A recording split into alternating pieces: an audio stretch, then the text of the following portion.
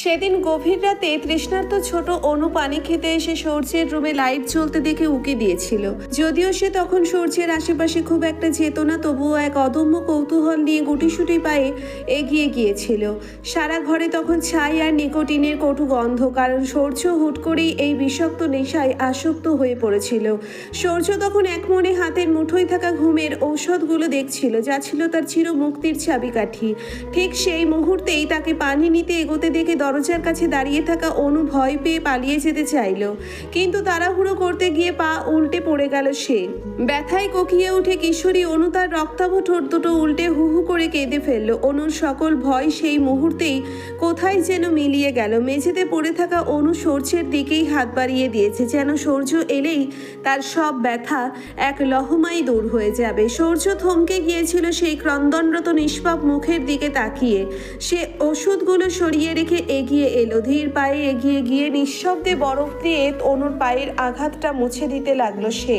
অনু ব্যথায় সূর্যের হাত খামছে ধরেছিল। সূর্য তাকিয়ে দেখলো কান্নারত অনুকে, আর ঠিক তখনই এক অজানা কারণে সূর্যের বুকের ভেতর চিনচিনে একটা ব্যথা শুরু হলো। মায়ার কাছে সে যখনই তার পরিবারের কথা বলতো, সেখানে অদ্ভুতভাবে বারবার অনুর নামটাই বেশি আসতো। সূর্য তখন ভাবতো অনু হয়তো ওর আশেপাশে আসে না বলেই বারবার অনুর কথা বলে ফেলে, কিন্তু মায়া এর গুঁড়ো অর্থ অন্য কোথাও খুঁজে পেয়েছিল, যা সে মৃত্যুর আগে সূর্যের জন্য রেখে যাওয়া চিঠিতে স্পষ্ট করে লিখে গিয়েছিল। এরপর থেকেই শুরু হয়েছিল অনুর উৎপাত। সে প্রতিদিন কোনো না কোনোভাবে পড়ে গিয়ে ব্যথা পেতে শুরু করেছিল, আর তা সামলানোর জন্য সূর্যকেই যেতে হতো। সূর্যের মনে এক অদ্ভুত টান তৈরি হয়েছিল। সে পালাতে চেয়েও বারবার অনুর কাছেই ফিরে আসতো। একদিকে ছেলের এমন অবস্থা দেখে বাবা মা দুশ্চিন্তায় শেষ হয়ে যাচ্ছিলেন। সুরাইয়া ছেলের এই ছন্নছাড়া রূপ দেখে অসুস্থ হয়ে পড়েছিলেন। সূর্য নিজেকে সামলানোর জন্য কিছুটা সময়ের প্রয়োজন ছিল, তাই সে পরিবারের থেকে কিছুটা সময় চেয়েছিল নিজেকে দূরে রাখতে। এর বাড়ি ছেড়ে দূরে চলে গিয়েছিল, কিন্তু তা সম্ভব হয়নি। কয়েক মাস যেতে না যেতেই সুরাইয়া ছেলের জন্য অস্থির হয়ে উঠলেন, আর তার চেয়েও বেশি অস্থির হয়ে উঠল ছোট অনু। সূর্য তখনও বুঝে উঠতে পারেনি যে মেয়েটা একটু বড় হওয়ার পর থেকে তাকে দেখলেই ছুটে পালাতো, সে আজ তার জন্য এত অস্থির কেন। বাধ্য হয়ে সেদিন সূর্য বাড়িতে পা রাখলো। বাড়ির গেট দিয়ে ঢুকতেই ছোট অনু ছুটে এসে তাকে জড়িয়ে ধরেছিল। মা আর রুকাইয়া আপুর পরে জীবনে প্রথম কোনো নারীর স্পর্শ সূর্য সেদিন পেয়েছিল, তাও একটা 15 বছর বয়সী কিশোরী মেয়ের থেকে। সূর্য থমকে গিয়েছিল সেদিন আবারও, কিন্তু অনু সেখানে থামেনি, বরং অনু যেন মায়ার রেখে যাওয়া আমানতকে সত্যি সত্যি আগলে রাখতে শুরু করলো। সারাক্ষণ সে সূর্যের চারপাশে গিয়ে ঘুরঘুর করত। এমন নয় যে অনু তখন সূর্যকে ভালোবেসে ফেলেছে বলে ঘুরঘুর করত। সে আসলে হুট করে পাল্টে যাওয়া সূর্য ভাইকে মেনে নিতে পারছিল না। সে হয়তো শুধু তার সেই হাসি খুশি সূর্য ভাইকে ফিরে পেতে চেয়েছিল, কারণ সূর্য তখন না ওকে বকতো না কারো সাথে হাসতো। অনু গভীর রাতেও সূর্যের রুমে যেত। সূর্য ঘুমিয়ে পড়লে ঘন্টার পর ঘন্টা ওর মুখের দিকে তাকিয়ে থাকতো। ও বুঝতে চাইতো সূর্য ভাইয়ের এই পরিবর্তনের কারণ। সূর্যের দাড়ি বেড়ে গেছে, চোখের নিচে কালি পড়েছে, চুল অবিন্যস্ত। এগুলো সে কাগজে লিখে লিখে সূর্যের কাছে জমা দিত, আর বলতো, আপনাকে বনমানুষের মতো লাগছে সূর্য ভাই, এগুলো কেটে আসুন, আপনাকে দেখলে আমার ভয় হয়। সূর্য তখন সেই গভীর ক্ষতের মাঝেও একটুখানি হেসে ফেলতো। যে মেয়ে রাতের বেলা একজন পুরুষের রুমে ঢুকে তাকে ঘন্টার পর ঘন্টা ধরে একা একা তাকিয়ে থাকে, সে নাকি আবার তাকে দেখলেই ভয় পায়। সূর্য বুঝতে পারছিল অনুর গায়ের ঘ্রাণটা আস্তে আস্তে ওর নিঃশ্বাসে মিশে যাচ্ছে। সূর্য চোখ বন্ধ করে বলতে পারতো এটা অনু। ওর নিজের মাঝে এক অদ্ভুত লড়াই শুরু হয়েছিল। ও ভাবতো অনু ছোট, ও বুঝছে না, কিন্তু ও তো বড়। মায়ার মৃত্যুর পর মায়ার ছোট ভাই সূর্যকে একটা চিঠি দিয়েছিল। সেই চিঠিতে মায়া নিজের ভুলের জন্য ক্ষমা চেয়েছিল, সাথে ছিল তার দীর্ঘ হাহাকার। কিন্তু সবচেয়ে বেশি অবাক করার মতো ছিল অনুকে নিয়ে লেখা শেষ লাইনটা, তোমাকে অনুর হাতে দিয়ে দিলাম সূর্য, ওই পারবে তোমার ক্ষত সারিয়ে তুলতে। এই আবদার সূর্য প্রথমে মোটেও প্রশ্রয় দিতে চায়নি। যে মেয়েকে সে জন্ম হতে দেখেছে, কোলে পিঠে করে মানুষ করেছে, তার প্রতি কোনো অনুভূতি জাগা সূর্যের কাছে অনৈতিক মনে হতো। কিন্তু অনুর এই অবুঝপনাগুলো সূর্যকে দিন দিন অপরাধ বোধে ফেলতো। সূর্য প্রায়ই মায়ের কবরের কাছে গিয়ে অনুর সেই পাগলামিগুলোর কথা ঘন্টার পর ঘন্টা একা একা বলতো। সূর্য অনুর প্রতি জন্ম নেওয়া এই সত্য অনুভূতির তীব্রতা থেকে বারবার পালাতে চেয়েছিল, কিন্তু অনুর সান্নিধ্য সূর্যকে যেন এক মায়াবী জালে আষ্টে পৃষ্ঠে বেঁধে ফেললো। ধীরে ধীরে সূর্য খেয়াল করলো অন্য সব কাজিনের চেয়ে অনুর ওপর সে নিজের অধিকার বেশি প্রয়োগ করতে শুরু করেছে। সে অনুকে এককভাবে আগলাতে শুরু করলো, যেন অনু তার পরম যত্নে রাখা কোনো ব্যক্তিগত সম্পত্তি, যা হাতছাড়া হওয়ার ভয় তাকে সব সময় তাড়িয়ে বেড়ায়। মায়ার সাথে ঘটে যাওয়া সেই ভয়াবহ স্মৃতি সূর্যের মনে এমন এক ক্ষত তৈরি করেছিল যে সে চাইতো না কোনো পুরুষ অনুর ছায়া মারাক। অনুর আশেপাশে কোনো পুরুষকে সে সহ্যই করতে পারতো না। নিজের এই অদ্ভুত অস্থিরতা সে সেই দিনই টের পেয়েছিল যেদিন অনুর প্রতি তার টানটা সব সীমা ছাড়িয়ে গিয়েছিল। অপরাধ বোধে দগ্ধ হয়ে সেদিন সে অনুর কোলে মাথা রেখে অঝরে কেঁদেছিল। আর সেই বোকা মেয়েটা সূর্যের চোখের পানি দেখে কারণ না জেনেই নিজেও কেঁদে বুক ভাসিয়েছিল। সূর্যের কাছে অনুর এই ক্রন্দনরত মুখটা ছিল এক পরম আশ্রয়ের জায়গা। অনুর কান্না তাকে বারবার দুর্বল করে দিত। সেদিন সূর্য বুঝতে পেরেছিল অনুকে ছাড়া তার অস্তিত্ব এখন অসম্পূর্ণ। আর সেদিনের পর থেকে হুট করে অনুর আচরণও পাল্টে গিয়েছিল। কিশোরী মেয়েটা নিজেকে বড় দেখানোর চেষ্টা শুরু করলো। তার পোশাক আশাক, চলন বলন সবকিছুতেই এক ধরনের পরিণত হওয়ার চেষ্টা। সারাক্ষণ বই নিয়ে সূর্যের ঘরে ঘাপটি মেরে বসে থাকতো সে। সূর্য কিছু বলতো না, শুধু আর চোখে নিঃশব্দে দেখতো। মাঝরাতে হুট করে সূর্যের ঘুম ভেঙে যেত এক অজানা অস্থিরতায়। নিচে নামার জন্য পা বাড়াতেই অনুর ঘরের সামনে এসে এসে থমকে যেত। ঘরের ভেতরে শান্তিতে ঘুমিয়ে থাকা অনুর মায়াবী মুখটা দেখলে সূর্যের শরীরের সমস্ত অস্থিরতা যেন নিমেষেই গায়েব হয়ে যেত। এ কেমন অনুভূতি সূর্য তা জানতো না, কিন্তু এই পালানোর খেলা আর বেশি দিন টিকলো না। যেদিন ষোড়শী অনু প্রথমবার শাড়ি পরে হোঁচট খেয়ে পড়ে গেল এবং বরাবরের মতো কান্নাকাটি করে হাত বাড়িয়ে দিল সূর্যের দিকে, সেদিন সূর্য এক অজানা মাদকতায় পুরোপুরি ডুবে গেল। সেদিন সে নিজেকে পুরোপুরি সঁপে দিল এক অজানা গহীনে। পাশ থেকে যখন অন্য একজন পুরুষ অনুকে তুলতে এগিয়ে এলো, সূর্য তখন তপ্ত ক্রোধে উপলব্ধি করেছিল এই মেয়ের শরীরে অন্য কোনো পুরুষের হাত সে লাগতে দেবে না। এরপর থেকেই শুরু হলো অনুকে আগলে রাখার এক কঠোর শাসন। অনুকে মহিলা কলেজে ভর্তি করানো, এমনকি নিজের বন্ধুদের থেকে দূরে রাখা, অন্য ছেলেদের আশেপাশে যেতে না দেওয়া, সবই ছিল অনুকে আগলে রাখার এক পাগলামি। মহিলা কলেজে ইস্তিয়াক টিচার হিসেবে আছে শুনে সূর্য নিশ্চিন্ত হয়েছিল। সে ভেবেছিল ইস্তিয়াক তো তার বন্ধু, সে অনুকে বোনের চোখেই দেখবে। কিন্তু ইস্তিয়াকের দৃষ্টি যে অন্যভাবে অনুকে আকর্ষণ করছিল তা সূর্যের অজানাই ছিল। সূর্য তিলে তিলে অনুকে নিজের অস্তিত্বের অংশ বানিয়ে ফেললো, কিন্তু অনুর উড়ন্ত বয়স আর অবুঝ আবেগ তাকে সবসময় ভয় দেখাতো, হারানোর ভয়। মায়াকে হারিয়ে সূর্য অনুকে পেয়ে নতুন করে বাঁচতে শিখেছিল, কিন্তু যদি অনুও হারিয়ে যায়, এই ভয় তাকে কুড়ে কুড়ে খেত। অনুকে হারালে সে আর বাঁচতে পারবে না। অনুর শরীর সামান্য আঘাত পেলেও সূর্যের বুকে সেই ব্যথার রেশ লাগতো। অনুর ছোট ছোট পাগলামি আর জেদ সূর্যকে আগুনের মতো পোড়াতো। সূর্য সময় নিয়ে দেখতে চেয়েছিল অনুর এই আবেগ ঠিক কতটা দীর্ঘস্থায়ী, নাকি সময়ের স্রোতে উবে যাবে। অনু যাতে অন্য কোনো পুরুষের দিকে তাকাতে না পারে, তাই সে অনুকে একরকম বন্দি করে রাখলো। পার্মানেন্ট রিক্সা করে কলেজে যাওয়া আসা, নির্দিষ্ট সময়ের বাইরে বাইরে না থাকা, সবই ছিল তার ভালোবাসার এক কঠোর আবরণ। একবার তো রাস্তায় একটা ছেলে অনুর ওড়না ধরে টান দিয়েছিল বলে সূর্য তাকে পিটিয়ে হাসপাতালে পাঠিয়ে ছেড়েছিল। শুধু তাই নয়, সেই ছেলেকে দিয়ে অনুকে মা ডাকিয়ে তবেই ক্ষান্ত হয়েছিল সূর্য। অনু সেই আজব ডাক শুনে হাসতে হাসতে হাসপাতালে গড়াগড়ি খেয়েছিল। আর সূর্য মুগ্ধ চোখে সেই হাসি মাখা মুখটা দেখেছিল। সূর্য যে অনুকে কতটা উন্মাদকের মতো ভালোবাসে তা বোঝা গিয়েছিল যেদিন অনুর প্রচণ্ড জ্বর এসেছিল। জ্বরের ঘোরে ছটফট করা অনুকে দেখে সূর্যের নিজেরও দম বন্ধ হয়ে আসছিল। রুকাইয়াকে দিয়ে কৌশলে বাড়ির সবাইকে ঘর থেকে বের করে দিয়েছিল সে। বলা হয়েছিল রুকাইয়া সারা রাত অনুকে দেখবে। সুরাইয়া প্রথমে রাজি না হলেও কোমরের ব্যথার কারণে তিনি যেতে বাধ্য হয়েছিলেন। আর তারপর সারা রাত অনু সেই নিষ্পাপ মুখটার দিকে তাকিয়ে তার মাথায় জ্বরের জলপট্টি দিয়েছিল সূর্য। পাশে রুকাইয়া গভীর ঘুমে আচ্ছন্ন ছিল, কিন্তু সূর্যের চোখের পাতা এক মুহূর্তের জন্যেও এক হয়নি। সে এক মনে চেয়েছিল অনুর জ্বরটা যেন তার নিজের শরীরে চলে আসে। একভাবে আগলে রাখার পরও সূর্যের সেই সুরক্ষা কবচ যেন সেদিন চূর্ণ বিচূর্ণ হয়ে গিয়েছিল।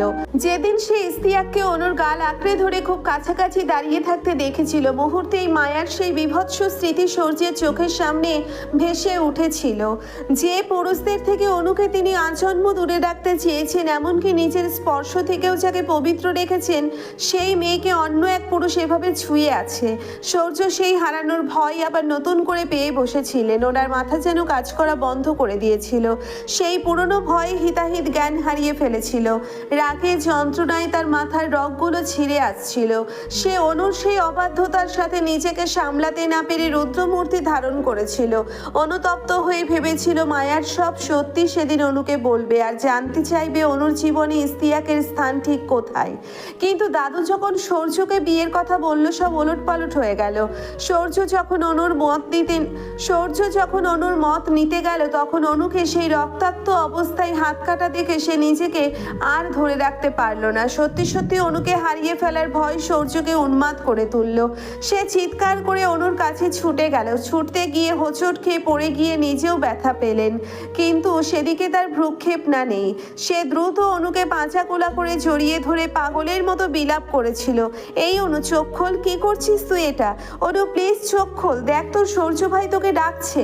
সূর্যের সেই গগন বিদারী আর্তনাদে বাড়ির সবাই ছুটে এলো। সূর্য ডুকরে কাঁদতে কাঁদতে সুরাইয়াকে বলেছিল, আম্মু দেখেছে আমার ছোট পাখিটা কথা বলছে না, আম্মু ওকে কথা বলতে বলো, আমার কলিজাটা ফেটে যাচ্ছে আম্মু, আমি মরে যাব। বাবা বলো না তোমার মেয়েকে এসব নাটক বন্ধ করতে, ও আবার নাটক করছে, আমার সাথেও কেন এমন করছে, আমার বড্ড কষ্ট হচ্ছে বাবা, ওকে বুঝছে না আমার কতটা কষ্ট হচ্ছে। কাঁপা কাঁপা হাতে প্রথমবার তার কলিজার টুকরোটাকে ছুঁতে চাইলেন তিনি, যার হাত থেকে অবিরাম রক্ত ঝরছিল, কিন্তু সূর্য নিমেষেই ওনার হাত সরিয়ে দিয়ে অনুকে বুকের সাথে সজোরে চেপে ধরলেন। হিংস্র স্বরে বলেছিল, খবরদার ওকে ছোবেন না, আপনি ওকে অনেক কষ্ট দিয়েছেন, আর ওকে স্পর্শ করবেন না।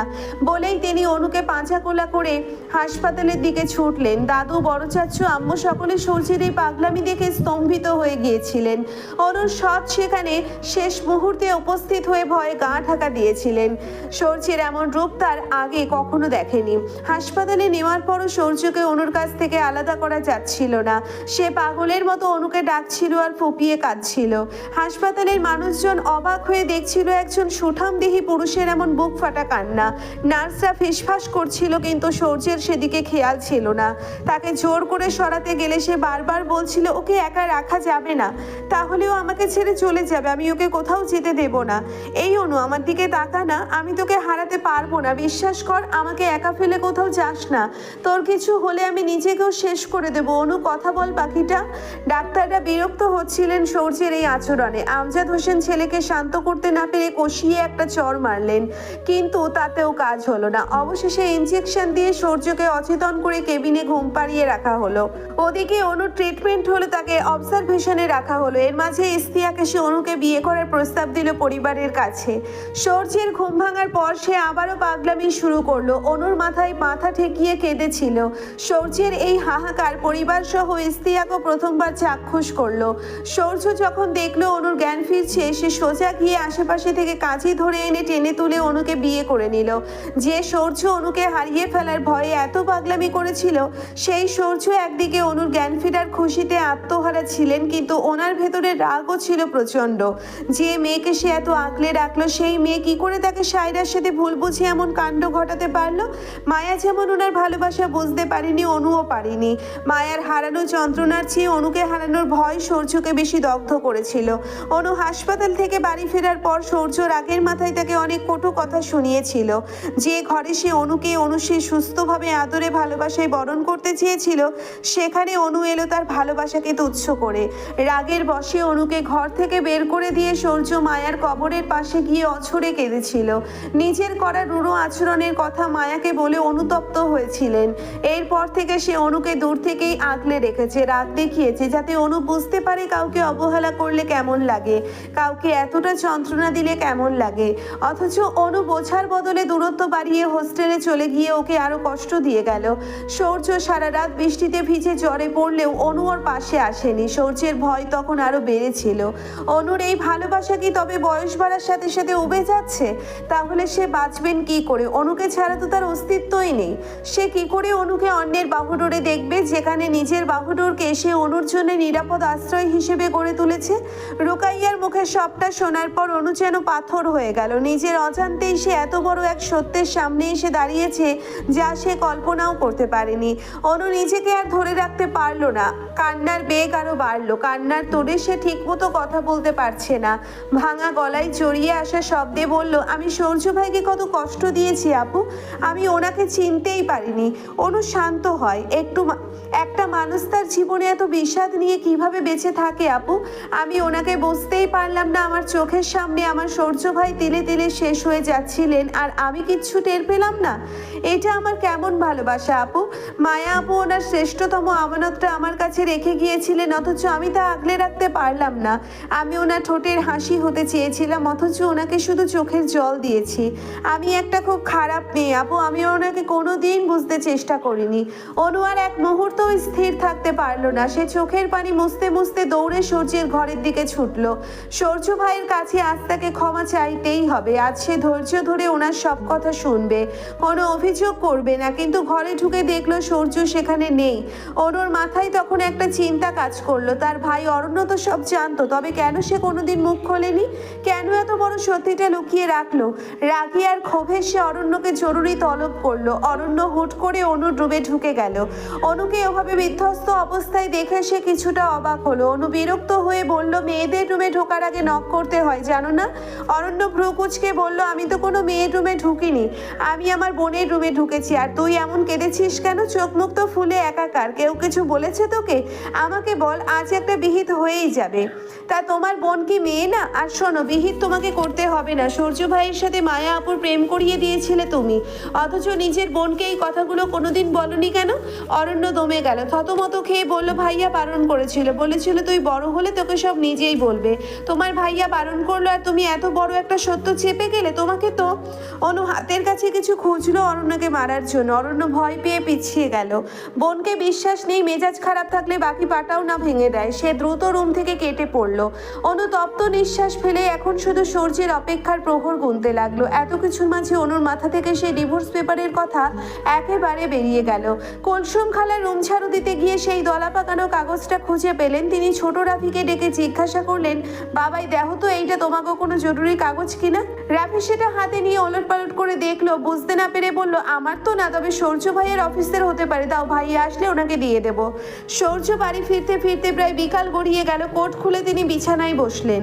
ছাদে বৃষ্টির মাঝে অনুর বলা সেই কথাগুলো ওর মনের ভেতর বারবার প্রতিধ্বনিত হচ্ছিল।